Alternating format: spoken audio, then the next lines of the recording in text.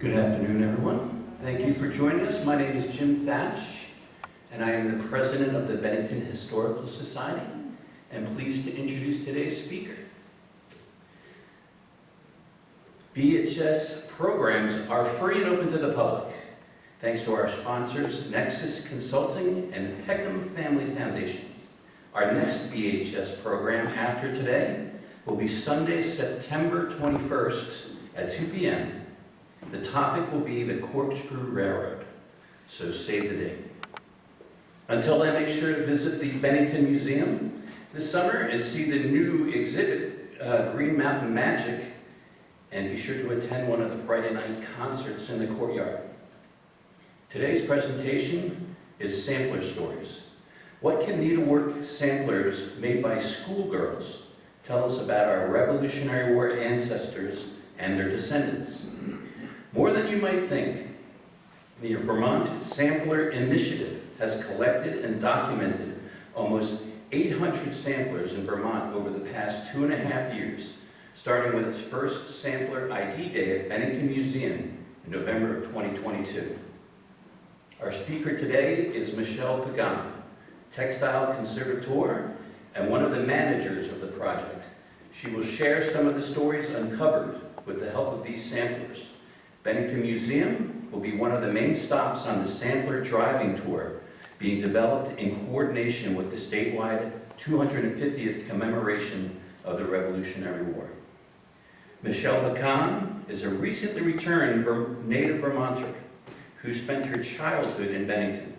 She is a graduate of the University of Vermont and University of Connecticut, where she studied clothing and textiles. She credits her early experience visiting Bennington Museum with opening doors to her, allowing her to envision a unique career trajectory. Bennington Museum recently published her research entitled Geography and Technological Change in Vermont: The Transition from Homespun Flax to Machine-Made Cotton Textiles.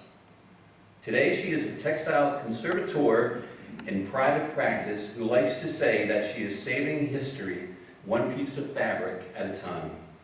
Ladies and gentlemen, please welcome Michele Pagán.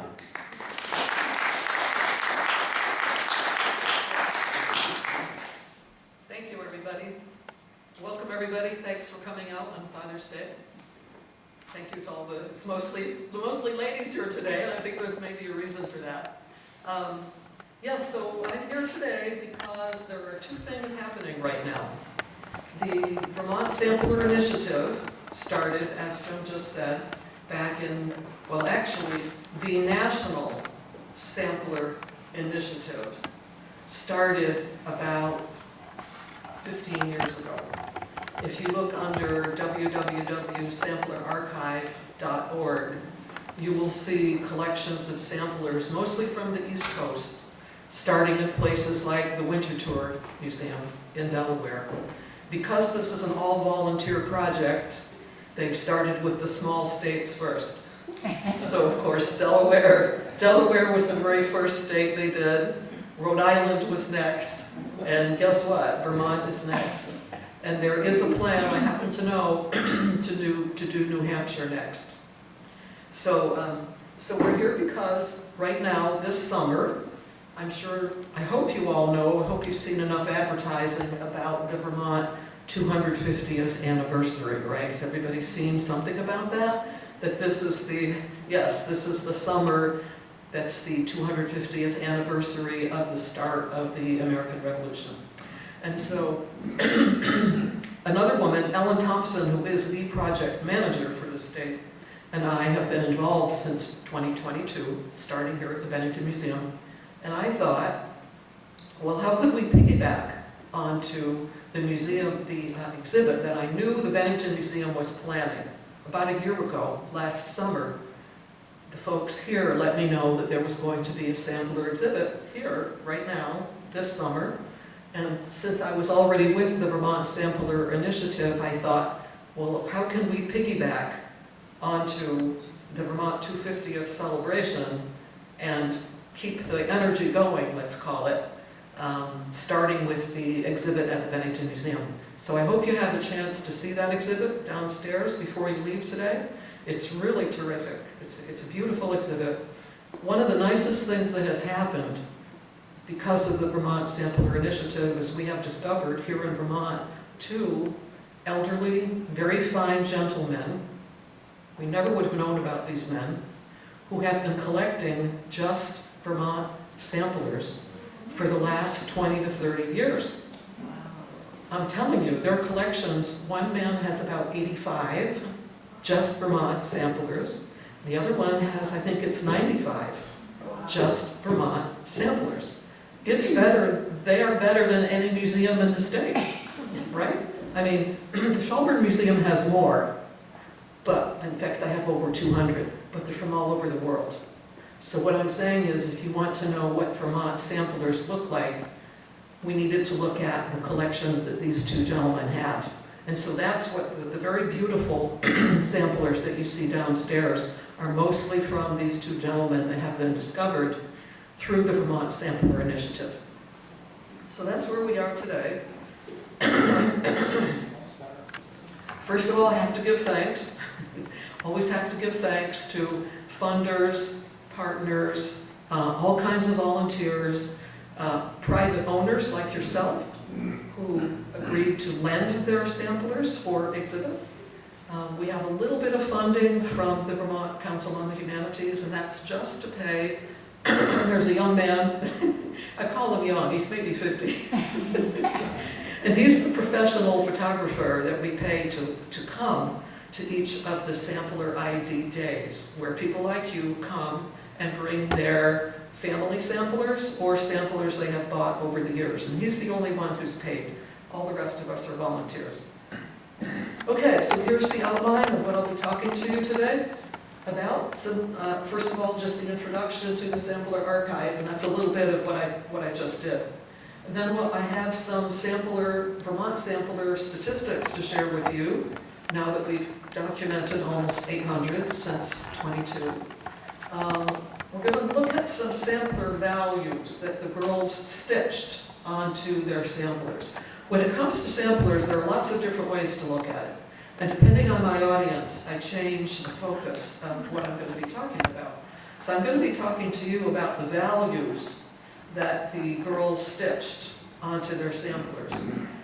If I were talking to the Embroidery Guild of America, I would be talking about the types of stitches and how many threads per square inch and what kind of dyes were used, and does the front of the sampler look the same as neatly worked as the back? Those are the kind of things we would be looking at.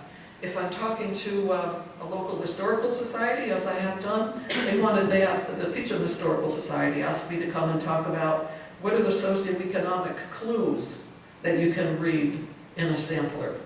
That's another direction we can go in. If I'm talking to another stop on the drive-in tour, the 19 other places where you can go this summer and look at samplers, since it's in connection with the 250th anniversary of the start of the Revolution, I talked to them about the Revolutionary War ancestors that we have found for each girl. And if I may, I have to give myself a little pat on the back. We are the only state in America that has done this. We are the only place in the country where you look at a sampler and say, okay, she was born in 1796, well, who was her father? Her father maybe fought in the Revolution. Certainly, if she was born in 1810, you're talking about maybe her grandfather. And if she was born in 1840, you're really talking about her great-grandfather. So that's what the tour is all about. If you have the time to go and visit any of the other stops, from Bennington to Brownington, I'm calling it, you will read about the Revolutionary War ancestors of the girls who made the samplers. And that's the last thing. I'll just have a few words, and I have a handout for you concerning the Bennington to Brownington sampler tour. This is before we go any further, this is a very basic sampler that probably not the first sampler that Emily Ward made at age 10, but a very basic one. Girls had to learn their ABCs, they had to learn how to spell their name, they had to learn the numbers 1 through 10, and for a lot of girls, that's all the education they got. If their family could afford it, maybe their parents could afford for her to take some more lessons from a teacher somewhere. And that's where she would have learned. See the kind of little motifs in the bottom half of this sampler? She's starting to learn how to do trees, how to do the outline of a building. There's a bird there, and she stitched the word robin underneath the bird, which is kind of cute. She stitched her name twice. She wanted us to know Emily Ward did this. Maybe this was not easy for her to do. But so girls did very often more than one sampler. Like I say, their very first sampler would have been very basic. Might have been all the education they got, learning their ABCs, learning how to spell their name. Theoretically now they could read. If the family could afford it, maybe the girl went to school and learned to do this. If they could afford to spare her help, spare her labor on the farm, maybe she could go to a boarding school far away, like Deerfield from Bennington, and learn really, really fancy needlework. So this is a rather basic one, but probably not her very first sampler. Okay, so why do we document samplers? Why are we even concerned about these? Why do they cost what they do in auctions these days? One was considered very poorly educated who could not exhibit a sampler. Some of these were large and elaborate specimens of handiwork, framed and glazed meaning with the glass over the front. And they often formed the chief ornament of the sitting room or the best chamber in the house. So in other words, after a girl made a sampler, it was tacked onto a piece of wood, possibly in a frame, and put up on the wall in the front room so that visitors would know that this was a family that valued education. They had a girl who knew her ABCs, who could sign her own name instead of signing an X on a document now. When young boys came courting the girl in her upper mid-teenage years, he could see her work on the wall and knew if she had stitched a biblical phrase on it or a piece of poetry on it, that this young woman was going to be an adequate, maybe more than adequate wife and mother who would raise virtuous, intelligent, educated children. So all of those things went into the pride that a family wanted to show off after they had invested in having their girl be able to produce a sampler. Okay, so just a little bit more about the sampler website. As I think I mentioned, samplerarchive.org. The Winter Tour collection is already on this website. You can click on any of the tabs over to the right and search by anything you want. You can search by, I'm not sure the Vermont samplers are up there yet. They want to check all of the information about what has been researched about each sampler before they put them online. So I don't think the Bennington or the Vermont ones are up there yet. But you can search by the place, the maker's age, the object type, etc. Okay, so what is the Sampler Archive? It's a project of the Sampler Consortium. In other words, you could just Google on Sampler Consortium. The purposes are to share the samplers and embroideries, to acknowledge the work of the girls and young women who created these artifacts, and to further the work of historians in the understanding of education and the lives of our female ancestors. So this is a worldwide initiative. All the information that's going on in this website, researchers all over the world can look at. We're paying the photographer to do excellent, excellent work so that when you look at a picture on this website, you can zoom in very, very, very, very closely and see each individual stitch and see how each individual stitch was made. Okay, so these are the 7 Vermont Sampler ID days, as you know, beginning in the Bennington Museum, November of 22. And +1 means the next one will be at the Woodstock Historical History Center next month. And I have a handout for each of you to take, and please help spread the word. The challenge that we have is getting the word outside of the historical societies and museums. We're really good. You know, we have a huge just list of all the members of the historical societies all over the state, but guess what? Not everybody belongs.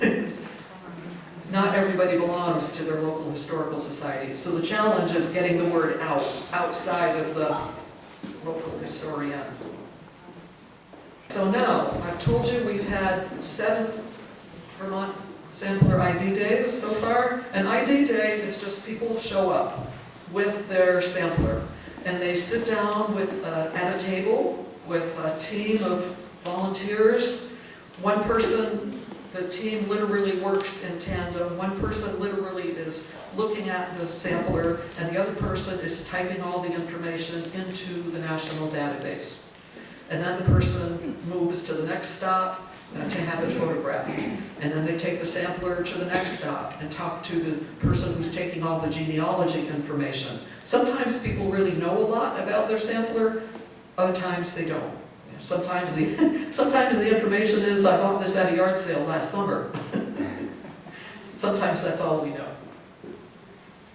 Okay, so we have some statistics that we've arrived at after this couple of years of doing this. Okay, Ellen Thompson, the project director, has put this together for us. So as you can see, actually the number is 787 samplers documented so far. 75% of them are American samplers. 58% are Vermont samplers. Okay, only 58% are actually made in Vermont. But because this is a national effort, we want all of them. We want to document all of them. If they were made in New Hampshire, if they were made in Virginia, but they ended up here in Vermont, we document them. Okay? Other U.S. states, 70%, and European, actually, a few European samplers show up too, because people moved here and brought their sampler with them. And of course, unknown. Unfortunately, 25% are unknown because the girls sometimes made a sampler and maybe they put their name on it, but that's all they put on it. They did say their date, the day they were, the year they were born. They didn't put their town. They didn't put their teacher's name on it. And so we have no way to know unless the family, unless the owner has the genealogy tree or information to go with the sampler. Sometimes, 25%, we still don't really know much about the sampler at all. So we've had 27 museums and historical societies participate. We've had 131 people just like yourselves come in with a sampler. We've had 12 days at different sites and 40 plus volunteers to make all of this happen. So this is one of the nicer, more valuable, by the way, samplers. Number one, the color is still so excellent. Electa G. Minor told us her name. She told us her age, how old she was when she did this. She told us the year in which she did it. And also she told us that she had an instructress, Mrs. Atkins was her teacher, who taught her this. So if we have a book someday about Vermont samplers, and I hope we do, I think one chapter will be devoted to who were the women who taught this kind of skill, who taught these kind of needlework skills. There's a book already called Samplers of Northern New England. I have a copy. Isn't that where we are, Northern New England? There's not one Vermont sampler in there. Don't ask me why. So I think there might be, if somebody can help me out on this, I've never written a book before, it would take a lot of help, but I think maybe there's a Vermont sampler book in the future. Okay, and so now when you look at just the Vermont-made samplers, these are the years that they were made, right? Makes total sense, right? Vermont wasn't a state until 1791. We had a whole lot of bears and pine trees up here, right? But by the years 1820 to 29, that's the biggest decade when they were made. After that, the reason why it falls off after that is public schools became more and more numerous, and girls stopped going to individual private tutors now and started attending the public schools in Vermont. And so they stopped making samplers little by little by little. That skill has kind of died off. Okay, just to help you read what she wrote here, this Julia, all things human quickly fade, decay, and die. The charms of the most lovely woman are but blossoms of July.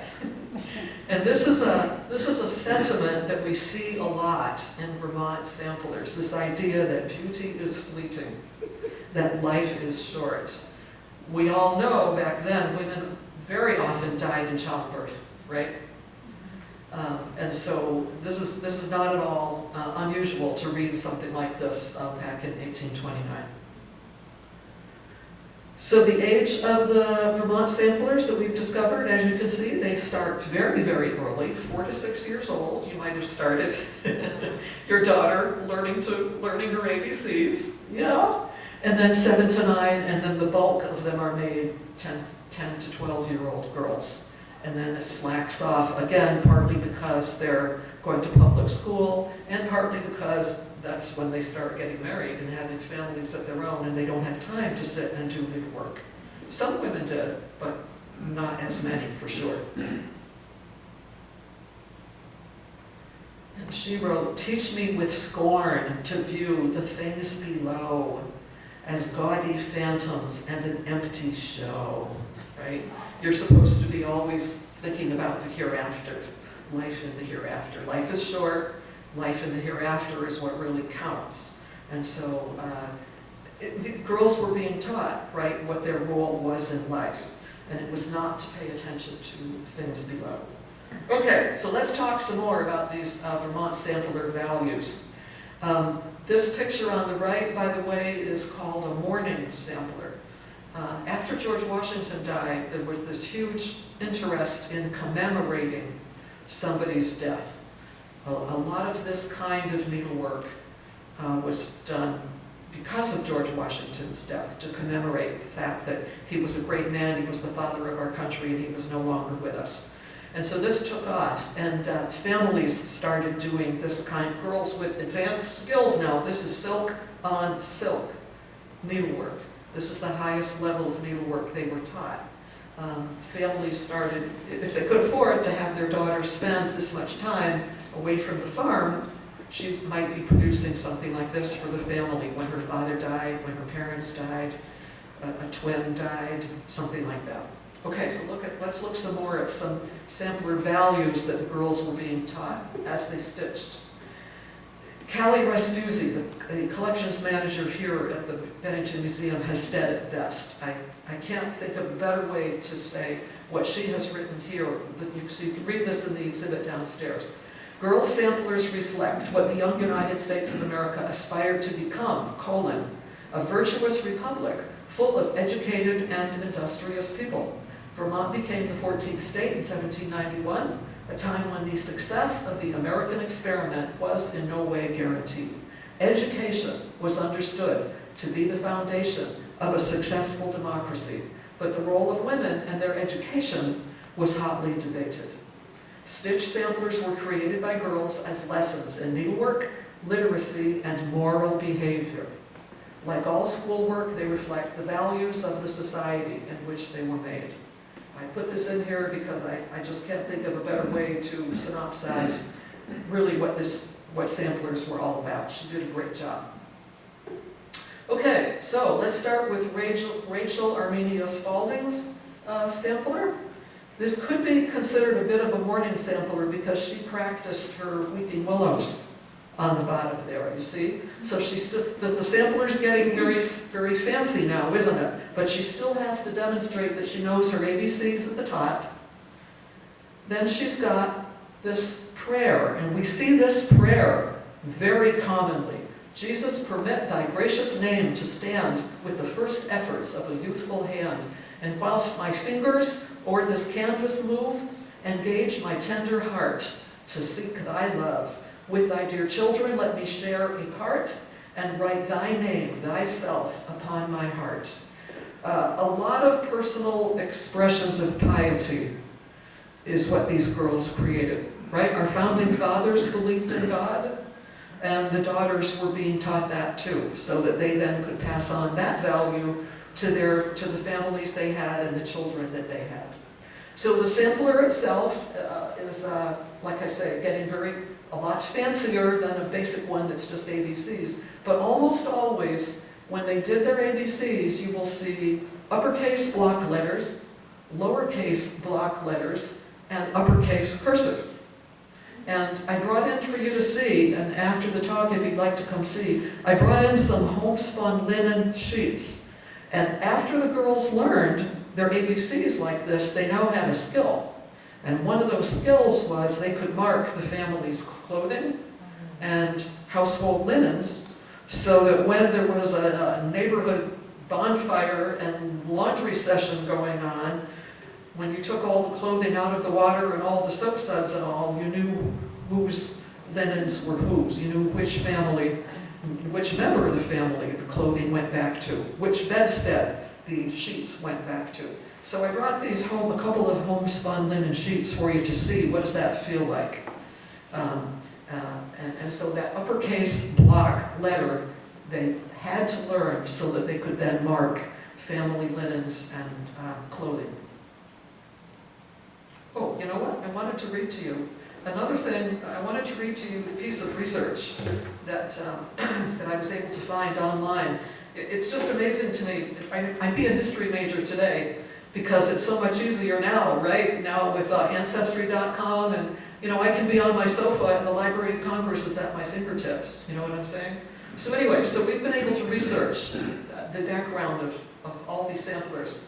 So Rachel Armenia Spaulding was born in Ludlow, Vermont in 1815 to Phineas Spaulding and Rachel Hadley from Chelmsford and Groton, Mass, respectively. Anybody from Chelmsford or Groton, Mass here? Okay. The Spaulding family line is a long one, and Rachel is descended from Edward Spaulding, who immigrated from London in 1639 and became one of the founders of the town of Chelmsford. Theirs was a large farming family with 7 children. Rachel married, and Rachel, the maker of the sampler, married in 1839 at age 24, William Spaulding of Jaffrey, New Hampshire.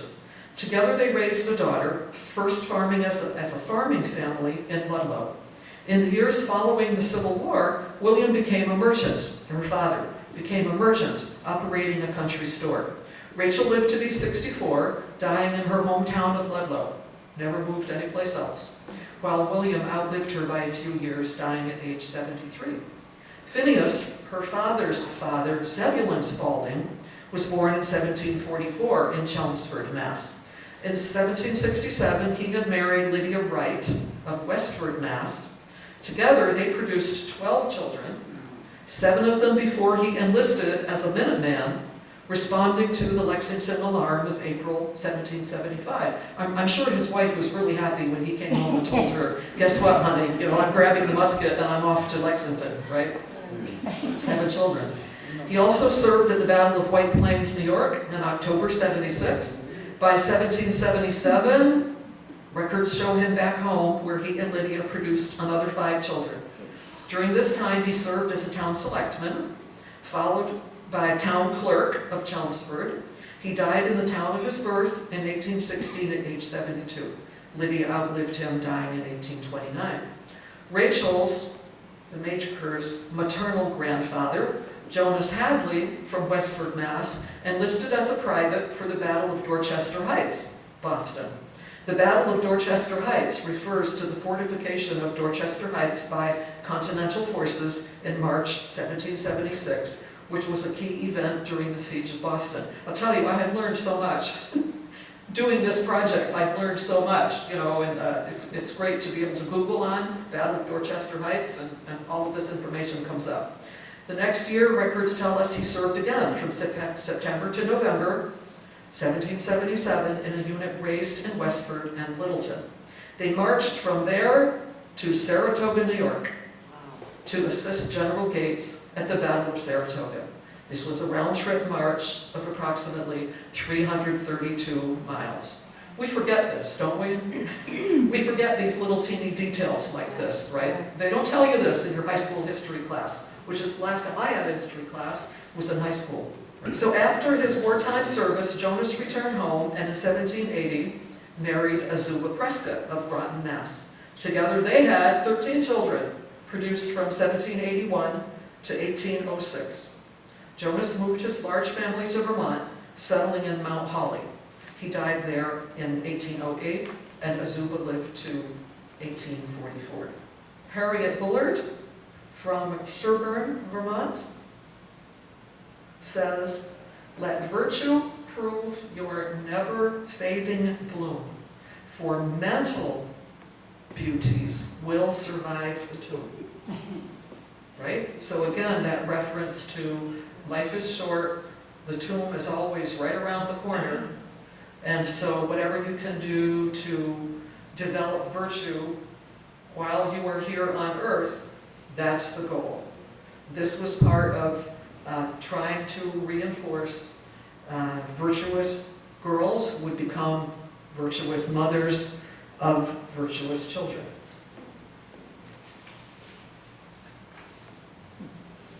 Okay, Mary Jarvis says, "A virtuous conduct leaves behind a lasting pleasure in the mind, which by remembrance and assuage grief, sickness, poverty, and age, and strongly shoot a radiant dart to shine through life's decaying part. Let us suppose the virtuous mind a rose, which nature plants and education grows." She's quite the girl. Let me read you. Her history is quite unbelievable. And this sampler is a good example of why an estate plan for your valuables is a good idea. This was bought off eBay and ended up at the Vermont Historical Society. I don't know the details on that, whether somebody saw it and bought it and then donated it to the Historical Society, but that's where it is today. Let me read you her history. She's not everybody, not everybody had a life like this. Mary Pepperell Sparhawk Jarvis was born in 1809 in Lisbon, Portugal. Her parents were William Charles Jarvis and his wife, Mary Pepperell Sparhawk. Mary was actually the niece of William's mother, which makes her some sort of cousin of William's. Both William and Mary were descendants of Sir William Pepperell of Massachusetts. They had married, her parents now, had married in 1808 in Portugal, while William, her father, was serving as the Jefferson Administration Agricultural Consul. Mary died 2 years later, back in Massachusetts, after delivering 2 daughters to William, Mary being one of the daughters. He remarried soon afterwards and sired 10 more children, half-siblings to Mary. The eldest son of this union volunteered in the Civil War, was wounded at Newburgh, North Carolina, died and is buried there. At age 20, Mary married Hampton Cutts of Portsmouth, New Hampshire, Harvard graduate class of 1823. Hampton eventually earned the title Judge Cutts, so we can presume they led a very comfortable life. Together they produced 9 children, only 4 of whom lived to adulthood. So her husband was an attorney, a farmer, and served in both the House and Vermont Senate. Mary herself was recognized in an era where women were more often seen than heard. She wrote and published a book on the life of her father, The Life and Times of Honorable William Jarvis of Wethersfield, Vermont. She was active in local social and civic affairs. She was a member of the Mount Vernon Ladies Association. Who recognizes that term? The Mount Vernon Ladies Association. She was appointed by the National Regent as the Vice Regent for Vermont, and the object of this association was to purchase Mount Vernon and raise the funds for its preservation. Mount Vernon, George Washington's residence. She was the Vermont representative for that project. So William Jarvis, her father, was an eminently successful man, being most noted as the man who imported 3,500 prize merino sheep raised in Spain. He brought these to the U.S. during a difficult time for trade with Europe, sold them to interested breeders, and transformed the wool industry in this country. As for Revolutionary War service, Charles Jarvis, Mary's grandfather, served as, quote, a zealous patriot during the Revolution. He was a delegate to the Constitutional Convention of 1788 and a member of the Massachusetts legislature until 1798. He was the leader of the local chapter of the Jeffersonian political party. On Mary's maternal side, her maternal grandfather, Nathaniel Sparhawk, was colonial of the 7th Worcester County Regiment, Rutland District, Massachusetts. This unit marched to reinforce the Army under General Stark at Bennington in August 1777. He resigned his commission in 1779 after 5 years of service to help settle his deceased brother's affairs. He's buried in Kittery Point, Maine, along with his wife, Elizabeth Bartlett. Mary's sampler is a good example, as I said, of why I'm having an estate plan. Isn't that amazing that you could have that kind of family history and yet your sampler ends up on eBay? Nobody in the family wanted that?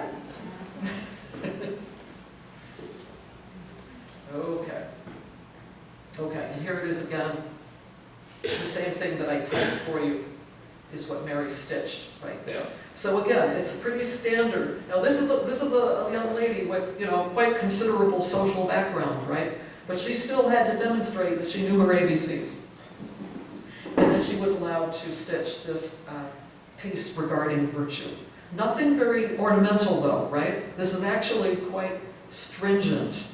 It's not a terribly pretty sampler, is it? She has not been taught yet very much about decorative needlework that she might use next to decorate collars and cuffs and edges of blankets and petticoat hems and things like that. She has not gotten to that step yet. No doubt, I'm hoping the family somewhere has her really, really nice samplers that she made with that very fancy needlework. Okay, Amanda Ellis is from Thetford, Vermont, and she tells us, made in the 11th year of her age in 1848, adorn your heart, adorn your mind with knowledge of the purest kind, right? And so again, that emphasis, I mean, I could stand here for an hour and just read to you all these different phrases that girls were taught, and they're all very much like this, education being a good thing. I think we need to do more research for sure, a numerical study of New England samplers versus samplers, say, down the East Coast, down through Delaware, Pennsylvania, Virginia, Georgia, to see, was this emphasis on education unique to New England? We don't know. It might be. After all, the Pilgrims did land at Plymouth Rock, right? They did not arrive in Jamestown, Virginia. They landed here in Massachusetts, didn't they, in New England? So I think this is definitely worth studying. Okay, this is the Richards family register done by Mary Richards, and this sampler is downstairs on exhibit right now. Mary wrote, "When I this little record see, I think how happy it would be if Pa and Ma should live to say, our children walk in wisdom's way. And when the parting stroke is," I can't quite read it from here, "is come," yeah, "when the parting stroke is come, and they and we are called home, may we all meet in heaven above, and sing red, coming, and grace and love." I'm not sure what the reference to red is there, but now sadly this woman took her life as in midlife. She committed suicide. So was she thinking about the hereafter more than the average person? Possibly. Okay, Abigail Wilder of Ludlow, Vermont. This sampler is also on exhibit downstairs, and she tells us this sampler was wrought by Abigail Wilder of Ludlow, 14 years of age, the 18th of September, 1830. "Man's life is like a morning flower, cut down and withered in an hour." And she also tells us that her preceptress, her instructress, was her cousin, Chloe Wilder.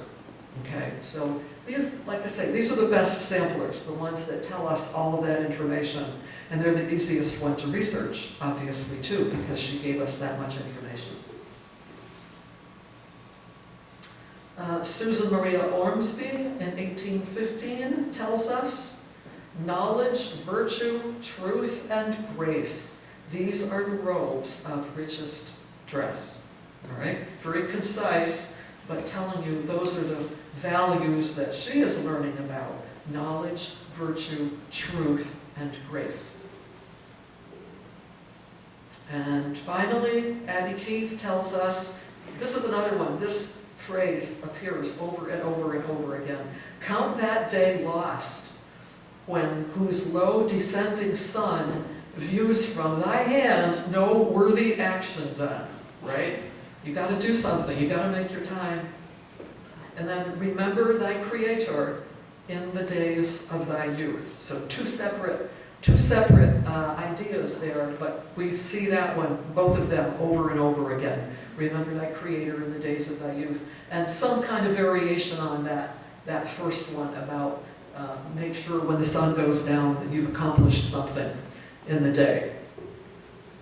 Okay, so finally I'm just going to talk a little bit about the Bennington to Brownington Sampler Driving Tour. And by the way, some people seem to think that that means we take the samplers and drive them around. I don't know why, I have not been clear on this, but it means, it means there are 20 different exhibits and you get to drive all the way around the state. In my head, I have it starting in Bennington, and I have it going all the way up to the northeast corner in Brownington. Brownington's way up there north of St. Johnsbury, almost up to the Canadian border. And they have a very fine exhibit up there of their own collection. The piece on the right, by the way, is from the Windham County Historical Society. It's another example of a silk on silk piece of needlework, which was the most difficult kind of sampler to make. Once you put a needle through a piece of silk, guess what? You've got a hole. The only thing you can do is maybe stitch on top of that hole. So it's a very advanced piece of needlework. This happens to be the return from Egypt, another religious kind of topic. You know, I think most of us who are Christians and celebrate Christmas remember the flight to Egypt that Jesus, Mary, and Joseph did when Herod was coming after to kill all the babies. And so this is the return from Egypt, showing Jesus as maybe a 2-year-old, something like that. Okay? So that's what Charlotte Kingsbury was trying to show you, her skills by producing this piece.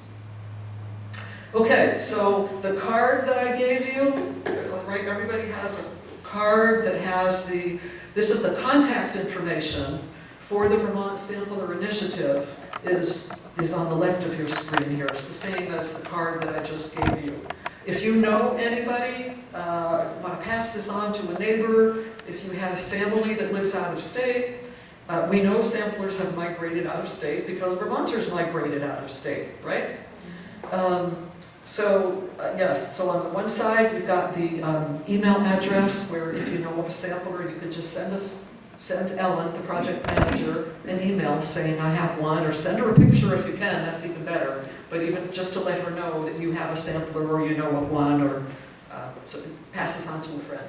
And then the back of your card there includes the QR code, where if you take a picture with your iPhone, you have to have the QR code app though, right? Yeah, so you call up QR code app, load that onto your phone, and then when you just take a picture of the QR code, the whole map comes up, the whole map of Vermont with all the 20 states, and the list of all of those stops pops up on the right, and it looks like this. So all of this information with the 20 stops over there on the right pops up. Be sure to call first. Everybody has different hours. For example, the museum here is closed on Wednesdays, right? Most people wouldn't know that. And because we have a combination of museums, historical societies, libraries, and an art gallery right on Route 7 in Rutland, they all have different open and closing times. In fact, when I first designed the tour, I wanted it to extend the whole tourist season from Memorial Day to Columbus Day. But people, like in Weston opens up, based on their volunteer availability, they open up in July. You know, they're open July and August. The libraries, the librarians, like to coordinate with the school calendar. And so many of them will be ending their exhibit on or about Labor Day rather than Columbus Day. Okay, this is my email if you'd like to contact me for anything having to do with the initiative or the driving tour. And again, please help spread the word that the next Sampler I Do Day is in just about a month at the Woodstock Historical Society. They have their own collection, so there's an exhibit there that you can see. And people will be able to come in by appointment to have their sampler documented and photographed in Woodstock on July 18th. Okay, and again, just to thank all of our volunteers. And let's see, I brought for you, like I say, the sheets if you would like to feel what a homespun linen sheet. This is what George Washington slept on, right? It's what it felt like. And I also brought in a sampler that I bought, which is interesting. It's a New Hampshire sampler. There you go. It's a New Hampshire sampler, and I bought it because it reminded me so much of another Vermont sampler that I also bought. I've turned it into a small-time collector. I'm not with the big boys, but I can afford the little ones that need a little bit of work. The interesting thing on this sampler, part of why I bought it, it's dated 1816. Down here, at the end of this, there's a little tiny British crown. And we see this over and over and over again. I think that's worth a chapter in the book that we need to write. How many years away from the Revolution did we have to get for girls to stop stitching a British crown? It's a teeny tiny one, but we see this more often than you would expect to see on an American Girl sampler. And this is from Bartlett, New Hampshire. At first she said she's doing it in 1816, and down here it's 1817. Maybe it took that long to finish it. Sorry? I'm sorry? Maybe it took that long to finish it. Yeah, oh, no doubt, no doubt. And I just wanted to mention also one more thing. Samplers, women are still making samplers, right? It's not a dead and dying art. Do you know the educator here at the museum just posted an evening here a couple of nights ago from a company, what's it called? A subversive cross-stitching. It's a company out of Texas celebrating 14 years of subversive cross-stitching. So this is for adults only, of course, And I chose the one that said, if you're not outraged, you're not paying attention. And I'm going to put the date on it when I finish this. But, so they all say something a little bit odd like that. You might not have, maybe don't want your kids, maybe high school kids, maybe not, So anyway, just to say, samplers are not a dying thing. Cross-stitching, right, lots of people, especially just a few years ago, and even now, lots of women do cross-stitching, right? But that's pretty basic compared to the fancy stitches that these girls had to learn. Right? Right? Yeah, question? So you had mentioned the backs of the pieces. Were they generally as tidy as the front, or? Very good question.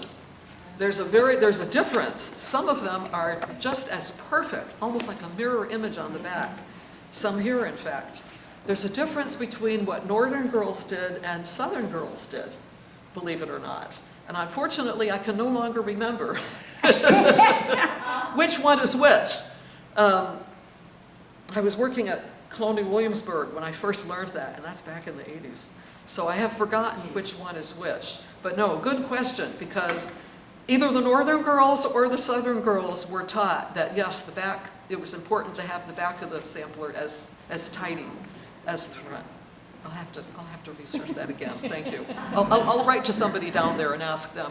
I've forgotten now which one is which. Good question, though. Probably the Northern girls with. What do you think? The Northern girls with this religious bent. You think that it would make sense to me? Yeah, it would make sense to me. But, Yeah. Might be the only person in the family who theoretically now could write letters to friends who have moved away. But largely they wanted them to learn to read and read the Bible so that they could raise virtuous children who also knew the Bible. She was asking, what's the thing about literacy, or could they really read? That's debatable. Yeah. Yeah, who knows for sure. I suspect not. you know, but theoretically, at least they could sign their name and not have to just put an X Right. on a document that required their signature. Yeah. Anybody else? And if you come across a sampler which is not dated, do you, from your textile understandings, can you look at it and say, based on the weave, or I mean, are there hints that you can use to Yeah. help date it? Good question again. Yeah, I just had a client pick up a sampler that I just worked on today. And all it had was her name. Okay. It had been in the family forever, supposedly, but we're not talking people who had immigrated here. They had just been here forever. There was her name, and so at that point, all I could look at was the materials that it was made out of and the motifs that she was embroidering. Yeah. It was a silk on linen sampler, which American samplers were all silk on linen until cotton became widespread. And so then they started embroidering on cotton. British samplers tend to be silk on wool. This was not a silk on wool sampler, but there was a motif that was a peacock embroidered, an embroidered peacock on this sampler. American girls did not embroider peacocks. They'd never even seen a peacock, right? Right. So it's a real mystery, actually, with that motif there. And there was no British crown. Remember I just talked about the British crown appearing on some American Girls samplers. So I explained to the woman, if you can come up with some genealogy, you know, about in the family connected with, but if this is a friend of a friend sampler that you've just had for decades, you know, it's kind of, this might be, we might never really know for sure. So all you can look at is the materials that it was made out of, like that. Like, for example, if there's I've seen really, really badly moth-eaten samplers, wool on linen. That's a very early American, because you could grow your own flax and you raised your own sheep, right? And everybody had a flax plot in their backyard, just about, and everybody was growing their own sheep, so that you could harvest and spin your own yarns and make your own clothing and weave your own bed sheets, etc. So a sampler that was spun wool yarns on linen, homespun, was really basic American stuff, colonial era stuff. But no, so like for that, good question, because I just dealt with that earlier today with clients, and just the name is all we had on it. No, I take that back. 1794. It had her name and 1794, but that doesn't help us with where she might have been born or raised or anything like that, right? So then that's when you start looking at, well, so for example, there's a sampler here in this collection that has embroidered white doves on it. So once you get to know this, so I know a little bit. I've only been studying this for, 5 years now.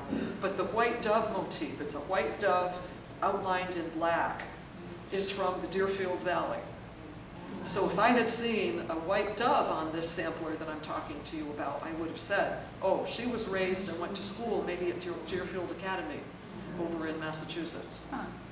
Yeah, so the British crown is really intriguing. And then, like I say, then there are local kinds of, oh, so a man brought me a sampler that had gone through a fire at his house. And the frame and all of the sampler had been burned, but the sampler itself was not. It smelled kind of bad, and it had a little bit of soot on it. But other than that, and he tried to do the genealogy research because there was a date on it, there was a name on it. And he was thinking he couldn't find anything in the Boston area. He knew the family came from Boston, that was it. But he couldn't find a girl born that date in Boston. So he was thinking it must have been a British sampler. There was a row of motifs across the top, and I looked at it and I said, that's the Boston band. So once if you're really serious about this, you can start reading tons of books. There are tons of books written about samplers. And certainly, you know, samplers of the Mid-Atlantic region are going to be different from, and Pennsylvania samplers, even I can see Pennsylvania samplers look a lot different from New England samplers. And Delaware samplers also, very different from New England samplers. And there are individual motifs that start to appear. So there's a Boston band. So I said to him, I'm going to research that. I have a microscope at my studio. I said, I'll do some microscopy here and try to determine if it's a wool ground, that's going to tell us it's a British sampler. But otherwise, I'm looking at a Boston band there. I think this is a Boston sampler.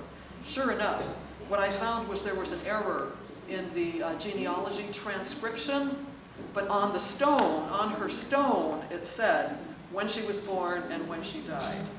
And that added up to something like 26 years old, which was different from what he was just reading the transcription.